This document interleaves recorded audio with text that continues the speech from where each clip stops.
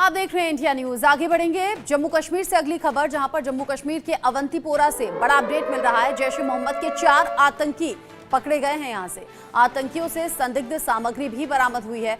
जम्मू कश्मीर के अवंतीपोरा में ये घटना घटी, जहां से कामयाबी से कह सकते हैं कि मिली है। 4 आतंकी गिरफ्तार करने के तौर पर इनके पास से कुछ संदिग्ध सामान भी मिला है, जिसको लेकर जांच जारी है। और सबसे बड़ी बात ये, जो 4 आतंकी पकड़े गए हैं ये जैश ए मोहम्मद से ताल्लुक रखते हैं। पिछले कुछ दिन में लगातार आतंकियों का सफाया हो रहा है। ऑपरेशन ऑल आउट के जरिए न सिर्फ आतंकियों का सफाया बल्कि उनके मददगारों तक भी पहुंच रहे हैं सुरक्षा बल और जांच एजेंसियां। एक एक करके उन मददगारों को भी पकड़ा जा रहा है, गिरफ्त में लिया जा रहा है। और यहाँ 4 आतंकी जम्मू कश्मीर के अवंतीपोरा से पकड़े गए। 4 आतंकी जो जैश ए मोहम्मद से जुड़े हुए हैं। इनके पास से कोई संदिग्ध सामान भी मिला है और सामान की जांच चल रही है। ये बड़ा अपडेट है। जम्मू कश्मीर में हो रही आतंकी घटनाओं को लेकर भी ये बड़ी कामयाबी हम कह सकते हैं, क्योंकि अलग अलग वक्त पर आतंकियों के जरिए संदिग्ध गतिविधियों को अंजाम देने की कोशिश भी रही है। और ऐसे में जैश ए मोहम्मद के 4 आतंकी गिरफ्तार हो गए हैं। Group captain retired UK Devnath sir इस पर जुड़ गए हैं डिफेंस एक्सपर्ट के तौर पर। उनसे ज्यादा बातचीत हम करेंगे। यूके देवनाथ सर, जम्मू कश्मीर के अवंतीपोरा से 4 संदिग्ध पकड़े गए और सबसे बड़ी बात ये, जैश ए मोहम्मद से ताल्लुक इनका, कितना बड़ा इसे चैलेंज कहेंगे और कितनी बड़ी कामयाबी? जी हाँ, मैं इसे सुरक्षा बलों की बहुत बड़ी कामयाबी मानता हूँ, खास तौर से अब सर्दी के मौसम में, जबकि कश्मीर वैली में ज़्यादातर जगह पर बर्फ गिरी हुई है। ऐसे में सुरक्षा बलों को काफ़ी दिक्कत होती है मूवमेंट में। एक और ख़ास बात है कि ये भी दिखाता है कि वहाँ जो लोकल इंटेलिजेंस नेटवर्क है वो एफिशिएंटली काम कर रहा है। जैश ए मोहम्मद जो है ये पहले भी सर्दियों के मौके में जाना जाता है कि लॉजिस्टिक्स सपोर्ट प्रोवाइड करता है जो एक्टिव टेररिस्ट हैं उनको।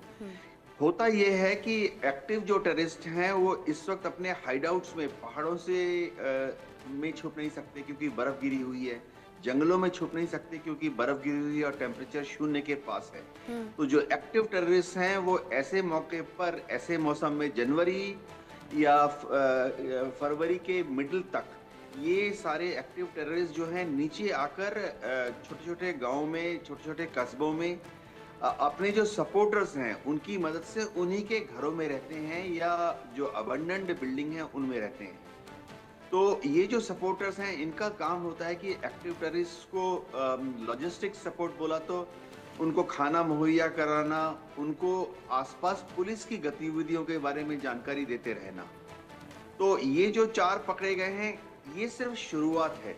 इसके बाद जैसे जैसे पुलिस इनका इंटरोगेशन करेगी, जो काउंटर इंटेलिजेंस सेल है वो इनसे पूछताछ करेगी, तो और भी एडिशनल जानकारियां हाथ में आएंगी, जिसके बल पर अगले कदम में इन एक्टिव टेररिस्ट की गर्दन भी पकड़ी जाएगी। जी, जिस तरीके से आपने सर्दी के मौसम का जिक्र किया यूके देवनाथ सर, सर्दी जब कोहरा बहुत ज़्यादा बढ़ जाता है और हर साल हम देखते हैं कि उस वक्त ये एक्टिविटीज़ ज़्यादा बढ़ती हैं, सीमा पार से साजिशें ज़्यादा बढ़ती हैं। ऐसे में किस तरह की चैलेंज हमारे सेना के जवानों के सामने आते होंगे? इन गतिविधियों को रोकना, घुसपैठ की घटनाओं को कंट्रोल करना, चप्पे चप्पे पर निगरानी रखना, क्योंकि विपरीत हालात तो सेना के जवानों के लिहाज से भी होता है ना। सर्दी होती है, माइनस में टेम्परेचर होता है, कोहरा बहुत ज़्यादा होता है, विजिबिलिटी कम होती है। जी हाँ, हाइपोथर्मिया यानी फ्रॉस्ट बाइट से हमारे जवानों को बहुत बड़ी कड़ी चुनौती मिलती है। हर साल इस मौसम में जनवरी और फरवरी में जो पीर पंजाल की हायर रेंजेस हैं वहाँ पे टेम्परेचर रात के समय में खासतौर से -4 डिग्री, -8 डिग्री हो जाता है। तो जवानों को और ऑफिसर्स को ट्रेनिंग दी जाती है कि इतने ठंड के मौसम में बर्फ जब गिरी हुई हो, घुटने तक बर्फ है, कई बार कमर तक बर्फ है, उसमें कैसे गश्त देनी है। हाँ, ये भी मैं बता दूं कि गश्त जो है थोड़ा सा रेस्ट्रिक्टेड हो जाता है ऐसे मौसम में, क्योंकि सारे जो कमांडिंग ऑफिसर्स हैं या कंपनी कमांडर्स हैं उनको स्ट्रिक्ट हिदायत है कि अगर जरूरत पड़े तो चाहे गश्त में थोड़ी सी कमी करें, लेकिन किसी भी जवान को फ्रॉस्ट बाइट नहीं होना चाहिए। फ्रॉस्ट बाइट मैं दर्शकों को समझा देता हूं कि अगर कोई व्यक्ति हमारा सोल्जर है, जवान है आर्मी का, उसकी हाथ पैर की उंगलियां लगातार अगर 0 या -4 -8 डिग्री से एक्सपोज रहे, जैसा कि कई बार हो जाता है क्योंकि वो बर्फ में गिर जाते हैं, तो फिर अगले दिन सुबह तक पता लगता है कि उसकी उंगलियों को काटना पड़ता है, नहीं तो उसका जो गैंग्रीन है वो बाकी शरीर में भी फैल जाता है। तो हर साल इस तरह की वारदात जो है, इस तरह की इंसिडेंट जो है 4, 6, 8, 10 हो जाती हैं, जिसमें एक जवान को अपनी 2 उंगलियों से हाथ के या पैर की 4 उंगलियों को कटवाना पड़ता है। तो स्ट्रिक्ट इंस्ट्रक्शन है कि भले ही गश्त को थोड़ा-सा रिस्ट्रिक्ट करना पड़े, लेकिन जवानों को इस तरह की चोट ना लगे। जी। जिस तरीके से आपने बताया, अलग-अलग चैलेंजेस का ज़िक्र किया, आप कितना ज़्यादा मुश्किल रहता होगा। हम तो यहाँ मैदानी इलाके में हैं, नॉर्मल शहरों में ऐसा भी नहीं है कि पहाड़ी इलाके हों, फिर भी यहाँ ठंड इतना ज़्यादा महसूस हो रही है और इस ठंड में काम करना मुश्किल होता है, तो अंदाज़ा हम लगा सकते हैं। और इसीलिए सेना का मान सम्मान सर्वोपरि रहता है। देश के चाहे बच्चे हों, बुजुर्ग हों या फिर युवा हों, सभी के दिल में सेना के जवानों के लिए जो सम्मान है वो वाकई अतुलनीय है। अब जिस तरीके से यहाँ पर 4 आतंकी पकड़े गए हैं, जैश ए मोहम्मद से ताल्लुक रखते हैं, कई संदिग्ध सामान भी इनके पास से मिला है। अब ऐसे में इन 4 लोगों का पकड़ा जाना, क्या इनके बाकी नेटवर्क तक, बाकी आतंकियों तक पहुंचने का भी एक रास्ता हो सकता है? और जो सामान इनके पास से मिला है उसमें ये समझा जाए कि फिर इनकी प्लानिंग क्या रही और क्या-क्या कुछ आतंकी गतिविधियों को अंजाम देना था, उसका भी खुलासा होगा? जी हाँ, जो भी सामान इनसे मिलता है, पकड़ा जाता है, उसकी बड़ी गंभीरता से और गहराई से जांच होती है। एक तो होता है इनका मौखिक इंटरोगेशन, जो कि हाईली स्पेशलिस्ट इंटरोगेशन टेक्निक्स के द्वारा किया जाता है। अगर ज़रूरत पड़े तो माइंड रीडिंग के लिए भी साइकोलॉजिस्ट हैं, आर्मी के पास साइकियाट्रिस्ट हैं, जो कि माइंड रीडिंग की भी कोशिश करते हैं। इनके पास जो सामान मिलता है उसकी जांच अलग-अलग लैबोरेटरीज में होती है। कितना डिटेल्ड जांच होता है, मैं आपको इससे बता दूं कि उस सामान में जो प्रिंटिंग मटेरियल है उसकी स्टडी करके, या उसके ऊपर जो धूल गिरी है उसको स्टडी करके, या उस इनके पास जो कागजात मिले हैं उसके ऊपर जो पोलन ग्रेन लगा हुआ है, अलग-अलग पत्तियां की जो अवशेष मिलते हैं, फूलों के अवशेष मिलते हैं इनके सामान में, उसको माइक्रोस्कोप में स्टडी किया जाता है ताकि पता लग सके कि ये लोग किस सीजन में आए थे, किस रूट को फॉलो किया है, और सबसे बड़ी बात उसका ओरिजिन कहाँ है। कई बार तो जो पोलन ग्रेन है या जो डस्ट है उसको स्टडी करके ये भी सटीक पता लग गया कि ये पाकिस्तान के फलाने इलाके से आए होंगे और सितंबर के महीने में आए या नवंबर के महीने में आए। जी जी, आप रहिए मेरे साथ में। संजीव श्रीवास्तव जी भी जुड़ गए हैं, विदेश मामलों के जानकार हैं। संजीव जी, 4 संदिग्धों का पकड़ा जाना, ये मालूम होना कि जैश ए मोहम्मद से ताल्लुक इनके हैं, संदिग्ध सामान भी इनके पास से मिला है, जैसे जैसे सर्दियां पीक पर जाने लगी वैसे वैसे सीमा पार से साजिशें अब तेज हो गई। जी जी बिल्कुल। ये देखिए, पाकिस्तान की तरफ से सीमा पार से जो साजिशों का जो दौर है वो लगातार मैं देखता हूं कि ये पाकिस्तान के द्वारा किया जा रहा है।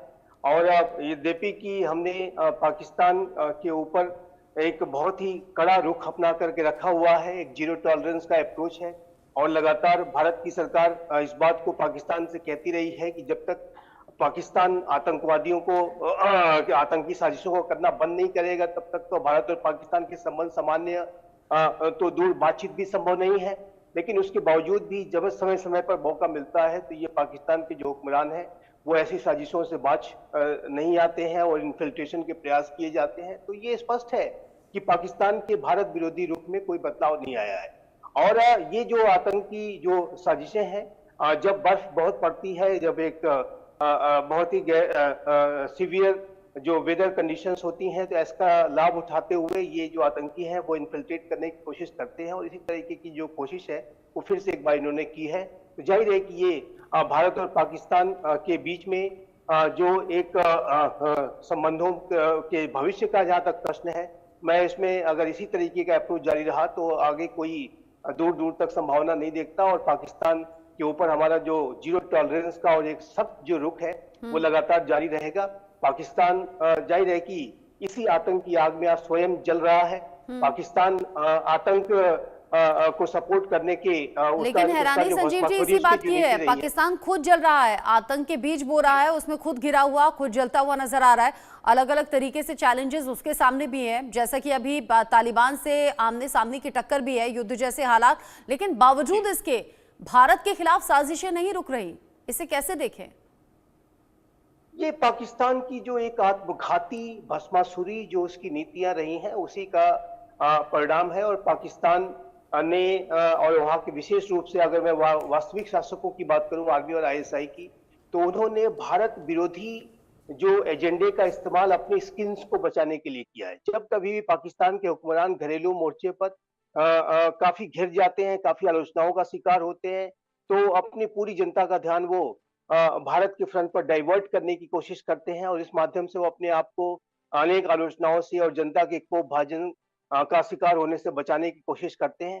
लेकिन ये जो पाकिस्तान के हुक्मरानों की जो एक नकारात्मक सोच रही है, इंडिया सेंट्रिक जो सोच रही है, उसने पाकिस्तान को और अधिक समस्याओं में डाला है, उसे रसातल में पहुंचाया है। और ये जो आतंकियों को पालने की और आतंकियों के माध्यम से अपने वेस्टेड इंटरेस्ट को हासिल करने की जो उनकी सोच रही है, वो आज पाकिस्तान के लिए काल साबित हो रही है। तहरीके तालिबान पाकिस्तान नामक जो आतंकी संगठन है, वो पूरे पाकिस्तान पर शासन करना चाहता है। और Baloch liberation army, Baloch liberation force जैसे अन्य जो संगठन है, वो भी वहां पर बड़े हमले कर रहे हैं और वो पाकिस्तान के पूरे अस्तित्व पर संकट पैदा कर रहे हैं। पाकिस्तान के हुक्मरानों को सीधा सीधा ये टारगेट करते हैं। टीटीपी के जो आतंकी हैं, वो आम जनों से पहले वो सीधा सीधा आर्मी को और वहां की पुलिस फोर्सेस को टारगेट करते हैं, क्योंकि उनका लक्ष्य पूरे पाकिस्तान का तालिबानाइजेशन करने का है। और ये जो तालिबान नामक जो आतंकी संगठन है, ये जो टीटीपी और उसके पहले जो तालिबान था, वो पाकिस्तान का ही क्रिएशन था, पाकिस्तान ने इसको खड़ा किया था और ये आज पाकिस्तान को जला रहा है। उसी तरीके से